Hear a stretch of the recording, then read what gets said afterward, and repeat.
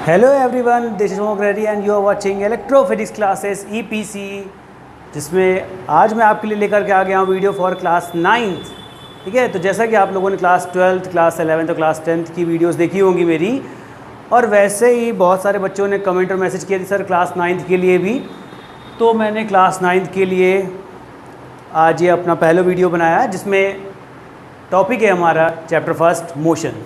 ठीक है, तो मोशन बहुत इंटरेस्टिंग टॉपिक है और ज़्यादातर लोगों ने पढ़ा भी होगा इसको अभी तक। उससे पहले जिन लोगों ने चैनल सब्सक्राइब नहीं किया है, चैनल को सब्सक्राइब कर दीजिए, लाइक कर दीजिए और ज़्यादा से ज़्यादा शेयर भी कर दीजिए, क्योंकि शेयर करेंगे, ठीक है, तो इससे आपके फ्रेंड कनेक्ट होंगे तो आपको भी अच्छा लगेगा और मुझे भी अच्छा लगेगा। ठीक है, तो चैनल को सब्सक्राइब करना ना भूले। ठीक, तो आगे बात करते हैं हम लोग मोशन की। तो बेसिकली मोशन को डिफ़ाइन करने के लिए कुछ टर्म्स हैं जिन्हें पहले हम समझेंगे। ठीक है, जैसे अगर हम बात करें, जब भी मोशन की बात करते हैं हम, तो प्रॉब्लम ये है कि कैसे डिफ़ाइन करें कि कौन सा ऑब्जेक्ट मोशन में है और कौन सा ऑब्जेक्ट मोशन में नहीं है। तो इसके लिए हमें दो टर्म की ज़रूरत पड़ती है। ठीक है, रेस्ट एंड मोशन की। Both are relative term. ठीक है, rest and motion both are relative term. तो रेस्ट एंड मोशन का मतलब बिना रेस्ट के हम मोशन को डिफाइन नहीं कर सकते हैं। जैसे अगर हम ये समझे, ठीक है, रेस्ट का मतलब क्या हो गया कि जब ऑब्जेक्ट अपनी पोजीशन को चेंज नहीं करता है। ठीक है, when an object does not change their position we can say it is at rest. ठीक, तो ये रेस्ट पर होगा। किसी किसी बुक में लिखा होता है, ठीक है, when an object change their position with respect to time is called motion। ठीक है, पर देखिए टाइम की बात तो हम बाद में करेंगे। क्यों? क्योंकि टाइम तो कॉन्टिन्यूस चलता ही रहेगा, उसको तो हम रोक सकते नहीं हैं। ठीक है, तो मोशन को हम डिफाइन कैसे करेंगे कि when an object change their position with respect to any observer, any origin point, any reference point or any other point। Clear? मतलब ये अपनी पोजीशन चेंज करेगा, पर किसके रिस्पेक्ट में? किसी ऑब्जर्वर के रिस्पेक्ट में, किसी ओरिजिन के रिस्पेक्ट में, या किसी रेफरेंस पॉइंट के रिस्पेक्ट में। ठीक है, चलिए, तो रेस्ट का मतलब हो गया कि ऑब्जेक्ट जो है वो पोजीशन चेंज नहीं करेगा और इसमें पोजीशन चेंज करेगा। ठीक है, चलिए ठीक है। तो अब अगर हम रेस्ट और मोशन की बात करते हैं, हमने बोला कि दोनों ही रिलेटिव टर्म है, मतलब है एब्सोल्यूट मोशन का एग्जिस्टेंस नहीं है। क्यों? क्योंकि अगर हम जब भी बात करेंगे मोशन की, जैसे अगर हम बात करें कि हम इस रूम के अंदर हैं, तो अभी हम रेस्ट पर हैं इस रूम के रेस्पेक्ट में, मतलब रूम के सराउंडिंग की चीज़ों के रेस्पेक्ट में हम रेस्ट पर अभी हैं। ठीक है, हम मोशन करना स्टार्ट कर देते हैं, मोशन भी कर रहे हैं, वो भी किसके रिस्पेक्ट में? आपको कैसे मालूम चल रहा है कि हम मोशन कर रहे हैं? क्योंकि पीछे जो बोर्ड है ये रेस्ट पोजीशन पर है। ठीक है, ये जो लिखा हुआ टर्म है ये रेस्ट पोजीशन पर है। तो हम अगर मूव कर रहे हैं तो इसके रिस्पेक्ट में हम इधर आ गए तो आपको लगा मोशन कर गए, इसके रिस्पेक्ट में हम इधर आ गए तो आपको लगा हम मोशन कर गए।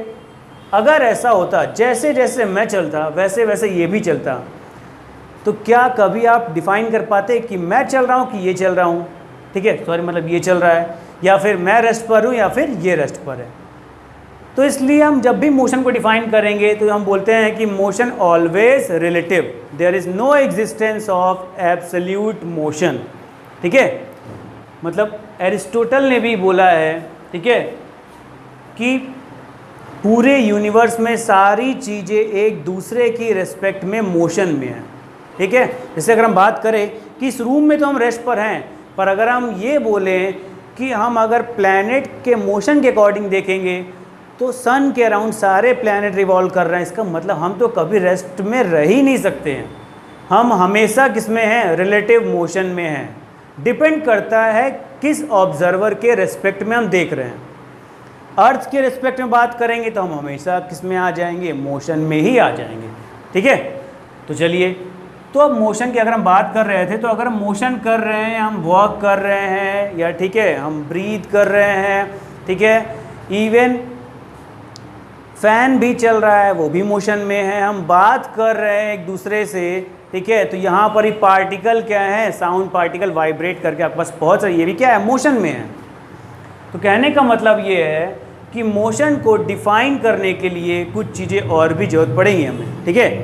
तो जैसे मैं बात कर रहा था आपको एक ऑब्जर्वर की, तो अगर ये हो गया एक ऑब्जर्वर,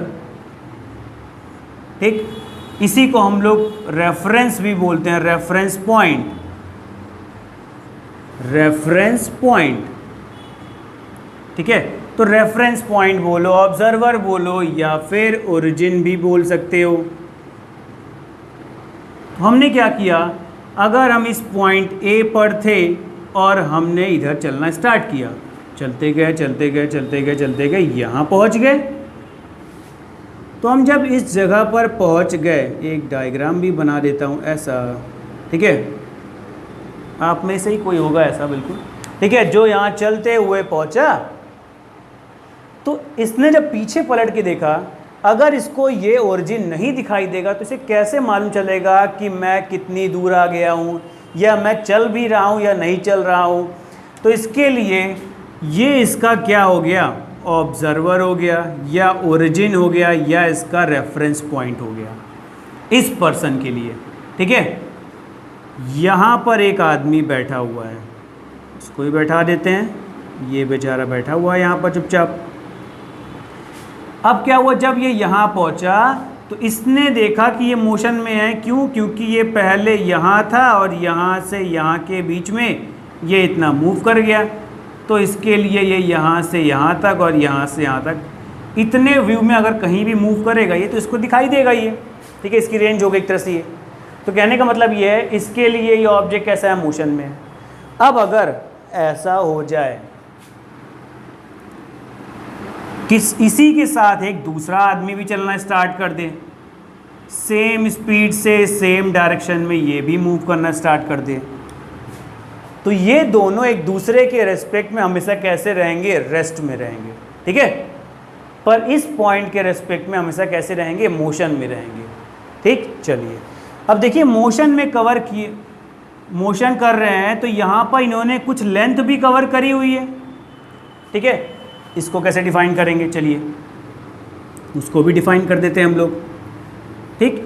तो ऑब्जर्वर, ओरिजिन या रेफरेंस पॉइंट का मतलब समझ में आ गया, क्लियर हो गया कि ओरिजिन या ऑब्जर्वर की जरूरत हमें किस लिए पड़ी। हम अगर किसी भी ऑब्जेक्ट जो कि मोशन में है उसका मोशन रिप्रेजेंट करने के लिए हम लोग ऑब्जर्वर की हमें ज़रूरत पड़ती है, ठीक। चलिए अब अगर हम ये बात करें कि रेस्ट और मोशन में, जब हम मोशन करेंगे तो हम कुछ ना कुछ डिस्टेंस ट्रैवल करेंगे या फिर डिस्प्लेसमेंट ट्रैवल करेंगे, ठीक है। तो अब डिस्टेंस और डिस्प्लेसमेंट की बात यहाँ पर हो रही है, तो अब डिस्टेंस को कैसे डिफाइन करेंगे, ठीक। तो इसको हम कैसे डिफाइन करेंगे, total path length covered by the body, या total path length travelled by the body, ठीक। बुक में इसे लिखेंगे क्या, एक्चुअल पाथ लेंथ। पर एक्चुअल हम कैसे बोल सकते हैं, डिस्टेंस के लिए कभी भी एक्चुअल पाथ डिफाइंड हो ही नहीं सकता। कैसे, मैं आपको बताता हूँ। अगर ये पॉइंट ए है और ये पॉइंट बी है, ए से बी की तरफ जाना है, किसी ने ये वाला रास्ता अपना लिया, पहला वाला रास्ता, सीधे पहुंच गया, बहुत जल्दी पहुंच गया। किसी ने ये वाला रास्ता अपना लिया, ऐसे से ऐसे गया, ये सेकंड पाथ हो गया। किसी ने ये वाला पाथ अपना लिया, यहाँ से यहाँ पहुंच गया, थर्ड वाला हो गया। और किसी का मन हो गया बहुत ज़्यादा घूमने फिरने का, जैसा आप लोग करते हो घर जाने के लिए कोचिंग से, इधर उधर घूमते फिरते जाते हो, तो एक ये वाला हो गया। अब देखो, ये सब के सब जितने भी हैं 1 2 3 4, ये सब डिस्टेंस हैं। इसको भी हम डिस्टेंस बोलेंगे, इसको भी हम डिस्टेंस बोलेंगे, इसको भी डिस्टेंस बोलेंगे, इसको भी डिस्टेंस बोलेंगे। जिस ऑब्जर्वर ने ये ट्रैवल किया है उसके लिए ये डिस्टेंस है, जिसने ये ट्रैवल किया है उसके लिए ये डिस्टेंस है, जिसने ये ट्रैवल किया है उसके लिए ये डिस्टेंस है, और जिसने ये ट्रैवल किया उसके लिए ये डिस्टेंस है। तो इसमें से एक्चुअल को तो हम डिफाइन ही नहीं कर सकते, तो हम बोलेंगे total path length covered by the body या total path length travel by the body और object is known as distance. Clear. अब ए और बी के बीच में जितना उसने, इसको हम लोग और कैसे बोल सकते हैं, इनिशियल से फाइनल पोजीशन भी बोल सकते हैं इसकी हम लोग, ठीक है, कि इसके बीच में जितना डिस्टेंस ने ट्रैवल कर रखा हो। तो अब ये जो अलग अलग डिस्टेंस ट्रैवल कर रही है तो अलग अलग डिस्टेंस भी हो रही है, ठीक है, तो इसको हम लोग क्या बोलते हैं, लेंथ बोलते हैं। तो हमने इसीलिए हमने बोला कि total path length covered by the body is known as distance. ठीक, चलिए अब अगर लेंथ है तो आज तक हम लोग लेंथ को किस में मेज़र करते आए हैं, मीटर में या फिर सेंटीमीटर में। तो इसलिए डिस्टेंस का एसआई यूनिट क्या हो जाएगा, SI unit of distance is metre. Clear. And CGS unit is centimetre. ठीक है, एसआई मतलब इंटरनेशनल सिस्टम, जिसको कि हम लोग क्या बोल सकते हैं, अगर नॉर्मली समझ सको तो बोलोगे मीटर किलोग्राम सेकेंड सिस्टम। हालांकि थोड़ा सा डिफरेंस होता है, जब कभी भी एमकेएस और एसआई के बीच में किसी साइंटिस्ट के नेम पर कोई यूनिट होगा तो जो नेम होगा उसको हम एसआई यूनिट बोल देंगे। बाकी जहाँ पर भी मीटर किलोग्राम सेकेंड यानी एमकेएस सिस्टम दिखेगा वही एसआई भी होगा। ठीक, चलो, तो जैसे हमने देखा यहाँ मीटर आ गया एसआई यूनिट हो गया, सीजीएस में हो गया सेंटीमीटर, सेंटीमीटर ग्राम सेकेंड। ठीक है, तो ये हो गया सेंटीमीटर, डिस्टेंस का यूनिट हो गया। ओके, तो अब डिस्टेंस ये ट्रैवल हो गई, डिस्टेंस ये ट्रैवल हो गई, ये भी हो गया, ये भी हो गया। अब बताओ डिस्टेंस ट्रैवल करने के लिए क्या किसी को कोई डायरेक्शन की ज़रूरत पड़ी? नहीं पड़ी।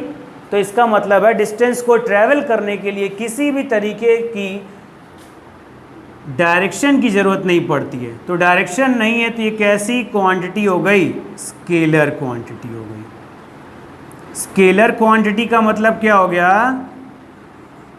those type of quantities which have only magnitude।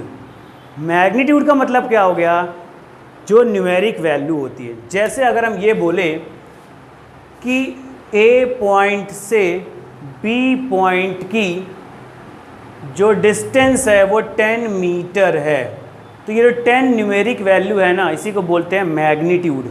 ठीक, ओके, तो हमने क्या बोला कि डिस्टेंस को रिप्रेजेंट करने के लिए, लिखने के लिए कहीं भी डायरेक्शन की ज़रूरत नहीं पड़ी। आपके फ्रेंड ने बोला कि सुनो आज मेरे घर तुम आ जाना, एक नहीं 4 फ्रेंड से बोला, सब अलग अलग जगह से ट्रैवल करके आए, सबके लिए अलग अलग डिस्टेंस होगी। ठीक है, मतलब बिल्कुल वैसे ही जैसे यहाँ पर है कि अगर ये आपके फ्रेंड का घर है और यहाँ से आप चल रहे हो 4 लोग, 4 फ्रेंड जो हैं वो यहाँ से चल रहे हैं इस डायरेक्शन में, कोई ऐसे गया, कोई ऐसे गया, कोई इधर गया। तो देखो इस फ्रेंड ने कभी नहीं बोला कि तुम इस पर्टिकुलर डायरेक्शन में आना तो मेरा घर पड़ेगा, उसने बोल दिया मेरे घर आ जाना। आप कहीं से घूमते फिरते, कोई यहाँ से पहुँच गया, कोई यहाँ से पहुँच गया, कोई यहाँ से पहुँच गया और कोई यहाँ से पहुँच गया, अलग अलग जगह से आप लोग पहुँच गए। इसने बोला था अरे बहुत शॉर्ट रास्ता था यार तुम्हारा, तो तुम्हारा घर बहुत पास है। इसने बोला नहीं नहीं दूर है। इसने बोला अरे नहीं नहीं बहुत दूर है। इसने बोला अरे नहीं बहुत बहुत दूर है। ठीक है, कहने का मतलब ये, जिसने जो भी पाथ सेलेक्ट कर लिया तो क्या हो गया, उसी पाथ पर क्या कर रहा है, डिपेंड कर रहा है उसकी डिस्टेंस। ठीक, इसका मतलब है जो पाथ सेलेक्ट करोगे उसी पर डिपेंड करती है डिस्टेंस। मतलब डिस्टेंस जो है वो पाथ पर डिपेंड करती है।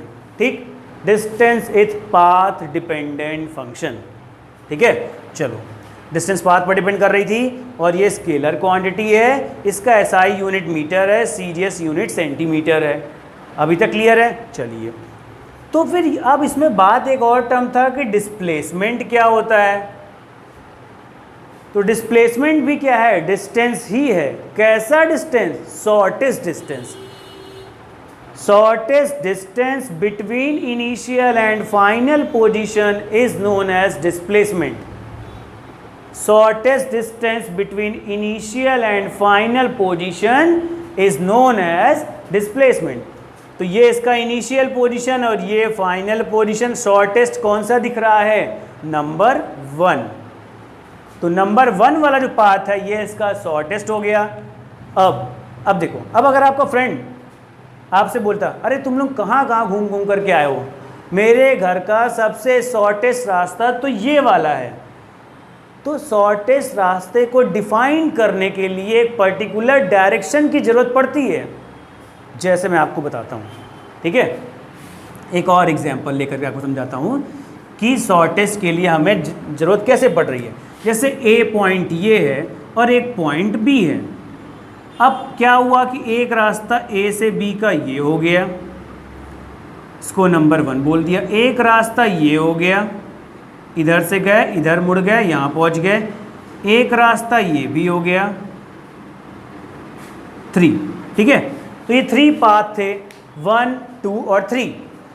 तो चाहे इसको सेलेक्ट करो, चाहे इसको सेलेक्ट करो, चाहे इसको सेलेक्ट करो। अगर हमें शॉर्टेस्ट जाना है तो शॉर्टेस्ट के लिए हमारे पास एक पर्टिकुलर डायरेक्शन में ही जाना पड़ेगा, सिर्फ और सिर्फ इस पाथ 1 को सेलेक्ट करके।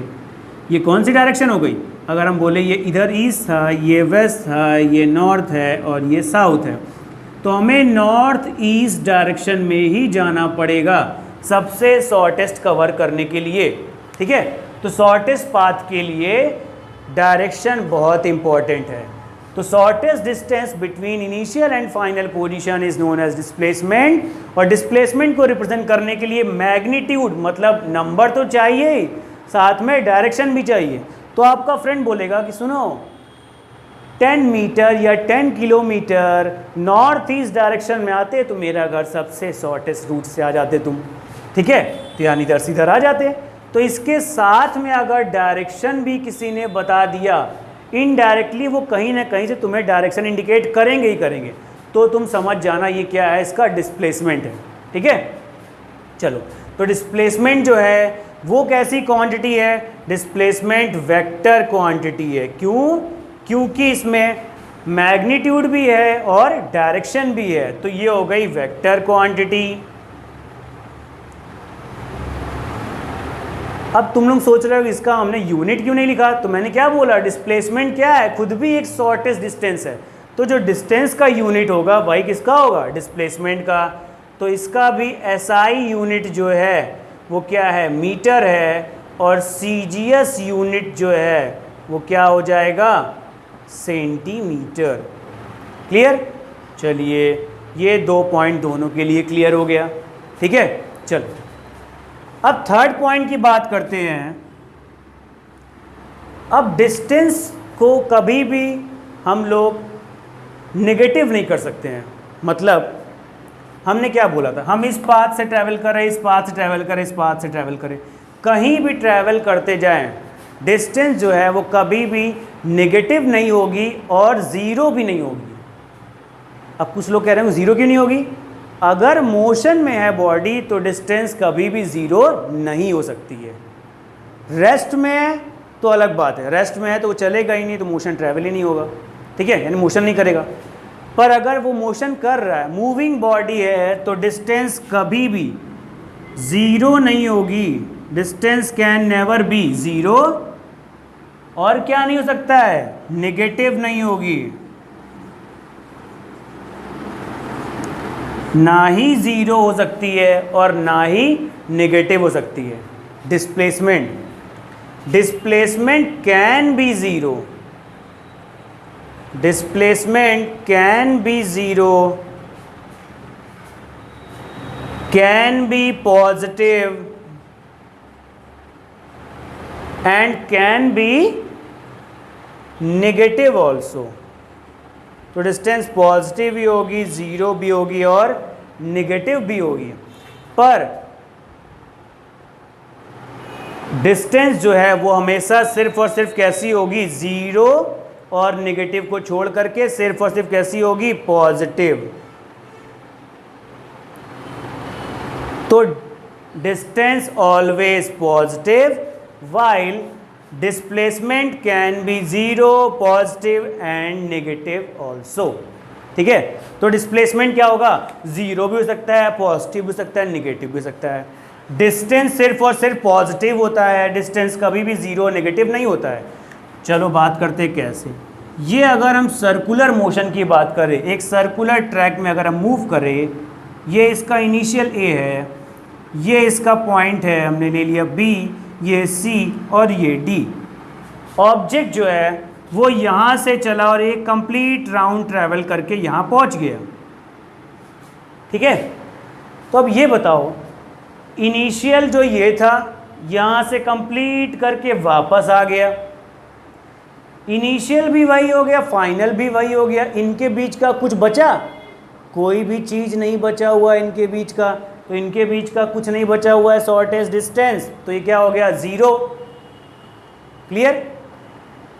तो अब बात हम कह रहे थे कि अगर ए से वापस घूम करके ए पर आ गए तो इनिशियल फाइनल सेम हो गए हैं, तो फाइनल माइनस इनिशियल कितना हो जाएगा, 0। तो डिस्प्लेसमेंट कितना हो जाएगा, 0। डिस्प्लेसमेंट 0 हुआ है, पर डिस्टेंस हमने क्या बोला था, डिस्टेंस जो है वो यहाँ पर 0 नहीं है। क्यों, ये यहाँ से ट्रैवल किया इसने, ये वाला पाथ सेलेक्ट किया और पूरा पाथ ट्रैवल करके यहाँ तक पहुँच गया। ठीक है, तो अगर इसने लेंथ ट्रैवल करी तो हमने बोला था कि डिस्टेंस जो है वो कभी भी 0 तो हो ही नहीं सकती है। तो ये जो पूरा पाथ अगर कवर कर लिया है तो ये क्या है, सर्किल का सरकमफेरेंस, और सरकमफेरेंस कितना होता है, 2 पाई आर। क्लियर। तो इसने 1 राउंड कंप्लीट करने में कितना डिस्टेंस ट्रैवल कर लिया, 2 पाई आर। ये इसका डिस्टेंस हो गया जो कि इसने 1 राउंड कंप्लीट करने में किया। ठीक।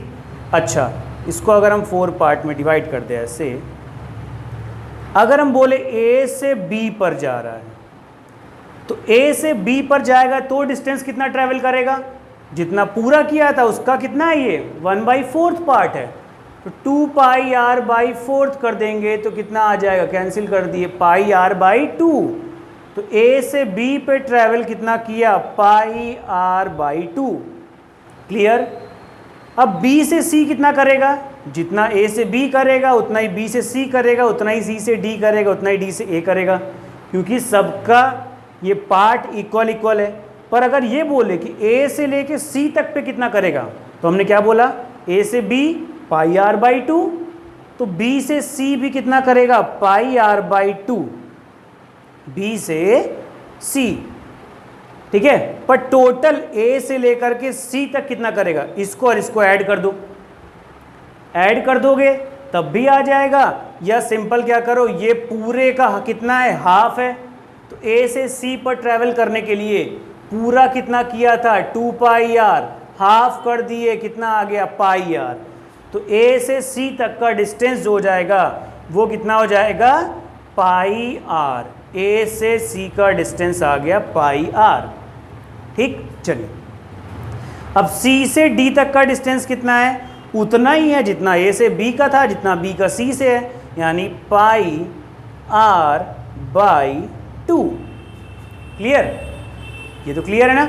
चलिए, अब पूरा ए से सी तक ट्रैवल किया पाई आर, और सी से डी पर आया पाई आर बाई 2, तो टोटल ए से लेकर के डी तक पहुंचने में कितना डिस्टेंस ट्रैवल कर लिया, इन दोनों को ऐड कर दो। Simple, pi r plus pi r by 2, ये हो जाएगा 2 pi r plus pi r by 2, ये हो जाएगा कितना, 3 पाई आर बाई 2। क्लियर।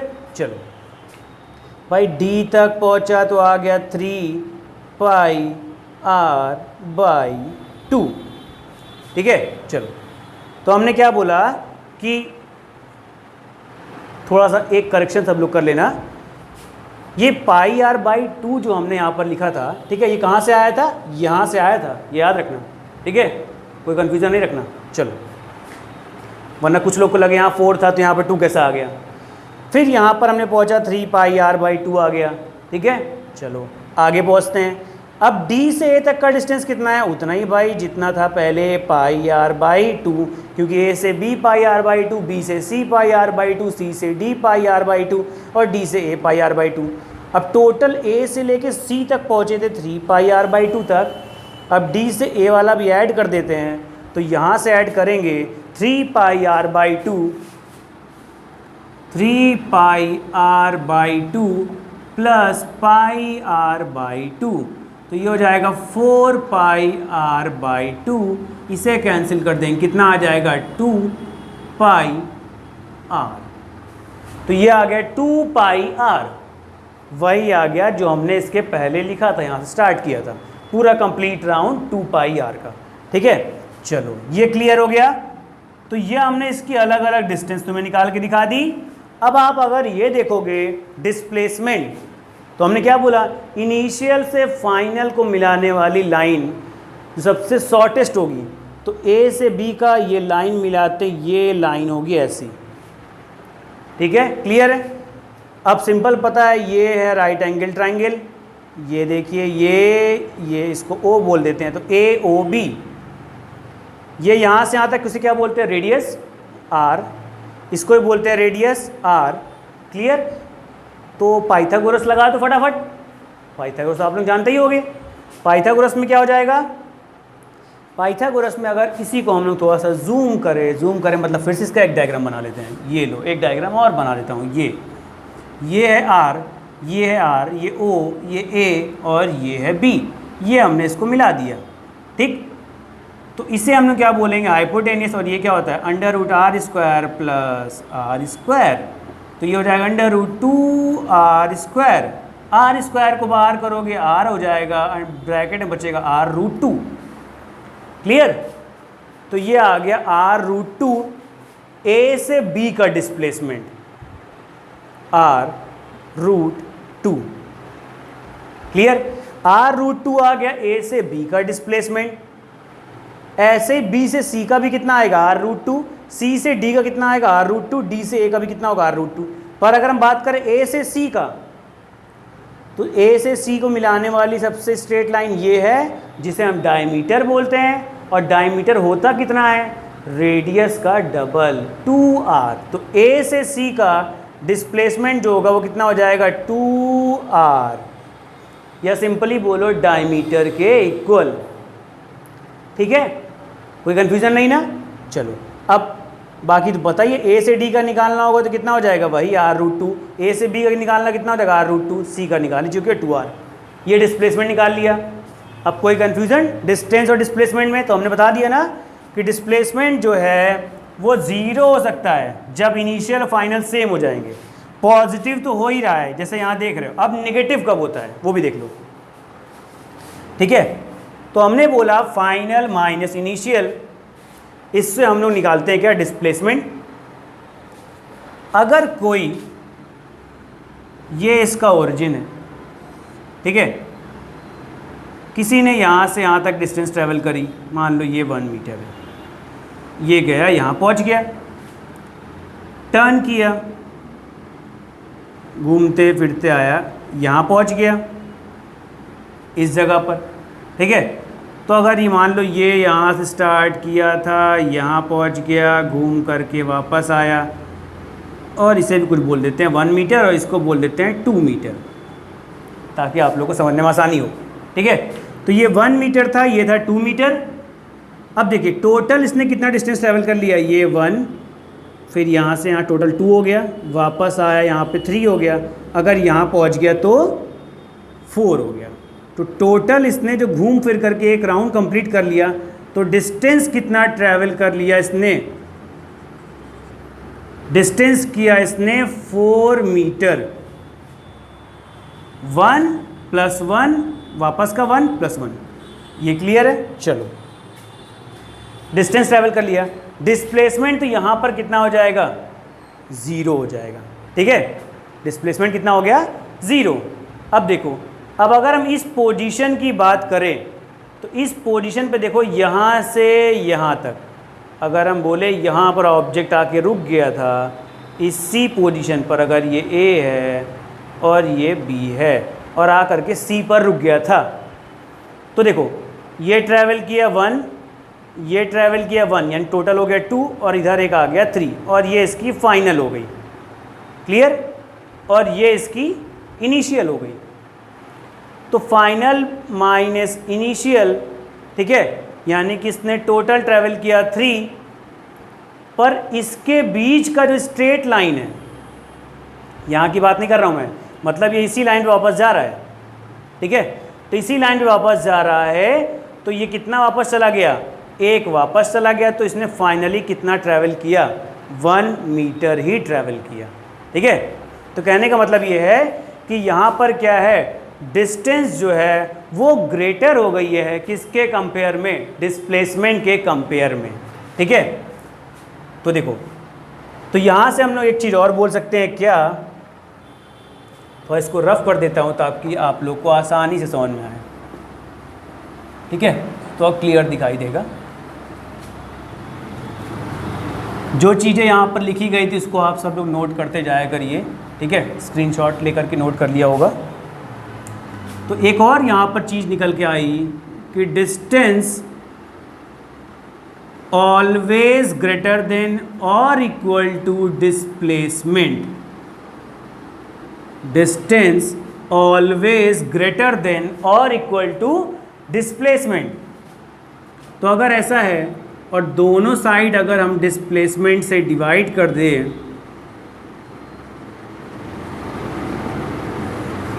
इधर भी, तो क्या होगा, ये कैंसिल हो जाएगी, इसकी वैल्यू कितनी हो जाएगी, 1। तो हम लोग लिख सकते हैं that is distance upon displacement is greater than और इक्वल टू 1। ये इसका न्यूमेरिकल रेशियो है।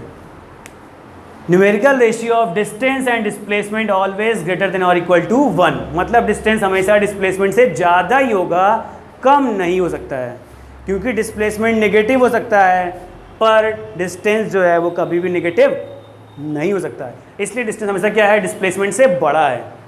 ये क्लियर है। और इसका न्यूमेरिकल रेशियो एग्जाम में पूछा जाए है कि डिस्टेंस और डिस्प्लेसमेंट का न्यूमेरिकल रेशियो कितना होता है, तो 1 से ग्रेटर या इक्वल।